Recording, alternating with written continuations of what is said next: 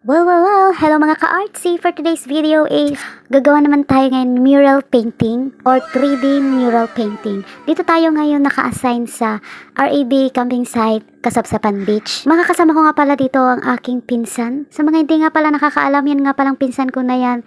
Ang lagi kong kasama tuwing ako ay nagmural painting. Partner ko yan, mga ka-artsy. Minsan may saltik yan kaya lagi kaming magkaaway. Hoy, siniraan pa! Pero masaya naman siyang kasama. Siya nga pala si Joshua Barsaga. Ay, ayun naman pala. And now, get ready with us. Alam niyo ba dito sa amin ay madalas kaming hinahire para sa mga mural paint. Kadalasan yan ay sa mga beach resort. Kaya pagdating sa ganitong klase ng trabaho ay talagang hindi ako lumalarga mag-isa. Talagang hinahata ko talaga itong pinsan ko sa pagpipainting dahil mahusay din talaga siya gumawa ng mga ganyan. Alam mo ba sa ganitong klaseng trabaho ay kailangan magtiis ka talaga sa panahon dahil kadalasan talaga nagtatrabaho kami sa kainitan o mainit na panahon. Pero syempre dahil hindi naman kami balat kalabaw ay pinipili din namin gumawa ng gabi. Talagang tinitirada namin ng gabi yan.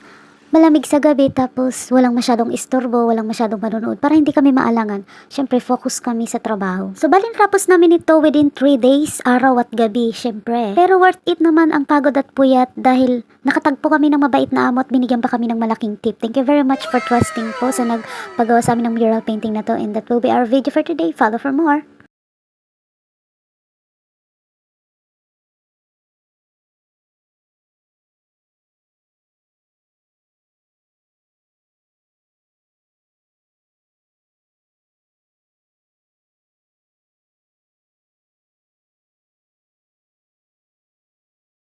Ay mapapasana all ka na lang talaga, huy.